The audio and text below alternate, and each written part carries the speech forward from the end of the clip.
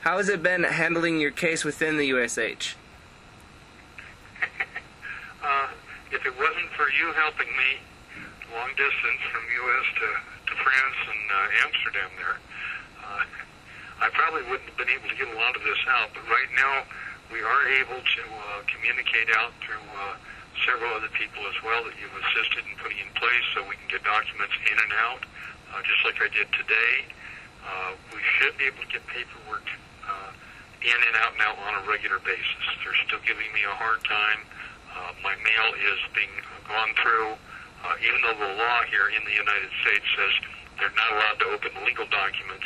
Not only do they open legal documents, they steal evidence out of them and make sure that I don't get the legal documents. And as far as sworn statements from other prisoners here that have been abused, and some of them pretty viciously, all sworn statements and everything when we tried to get them out of here have been confiscated. So trying to get any help in here is really hard because they have terrorized the patients and prisoners here, and they've scared the employees to believe that if they cooperate with me or my side at all, they not only will lose their jobs and their pensions and benefits, but they'll never be able to get a job here in the state of Utah again. So they made some pretty hefty threats. And it's called witness tampering or evidence tampering, but when the state does it, it's pretty hard to get around it. There's been some interference from the Attorney General as well, hasn't there? Oh, yes.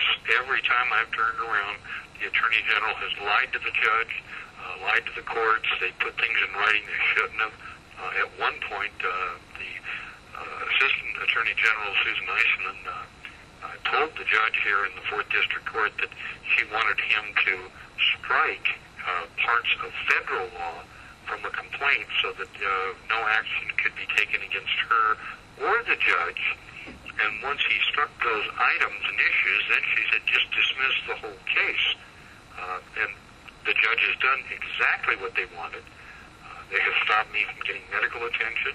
And on several occasions, even in court and on the court record, Susan Eisman has said that whoever is in possession and control of Paul Pantone is not bound by the United States Constitution. So it almost appears that I'm being held here by a foreign country. Wow. So they won't let you speak in court since they claim you're incompetent. And how has it been trying to get any documents into court or filed on your behalf? Every document that I've tried to get filed on my behalf proving that I am competent and there is no problem with me, that it is the system here and my innocence, all the documents I put forward to the court have been rejected. The court is allowing them in the folder, but they're not allowing them as evidence that I can use on my own defense. Every attorney I've had has been threatened or basically bought up by the Attorney General, one after another. One went to work full-time for the Attorney General's office. That was my first attorney, Richard Music. Another one, Mr. Jim's Barber, he was swung over to their side for a fee of about $20,000. Then Gil Affey, he got up and lied in the courtroom after he became an attorney for the prosecuting attorney, Richard Hemp. But one after another, all these attorneys are either threatened or bought up. How are the judges handling what you have filed in the Utah courts? Nothing that I say or my attorneys are saying is having any bearing at all. It is 100%.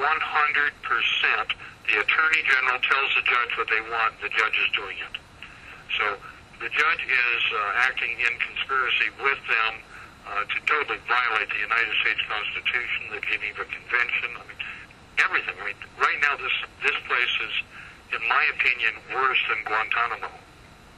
The biggest chance of an escape from this system is the hiring of a new attorney who we have discussed, and I don't want to mention right now on the site for fear that if we do mention who it is, the state would immediately lean on that attorney to not be available or not represent me. If we can get the attorney to represent me and walk this into the federal court for habeas corpus, I believe I could be released in as little as a week or two. So right now, if we can get the $7,500 we need in U.S. dollars, that would get me out of here.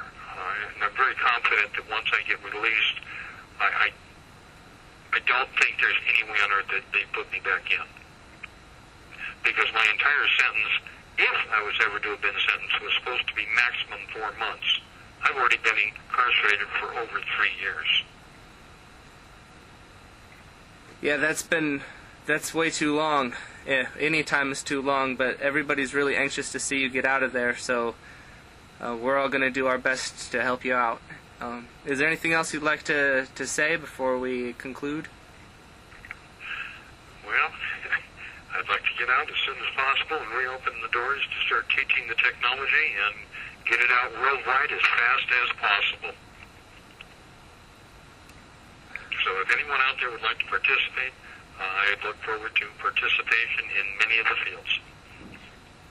And we're looking for people that want to become students. The minute I get out, I will be holding some classes so that we can teach people how to put this on small engines, medium-sized engine, and large engines.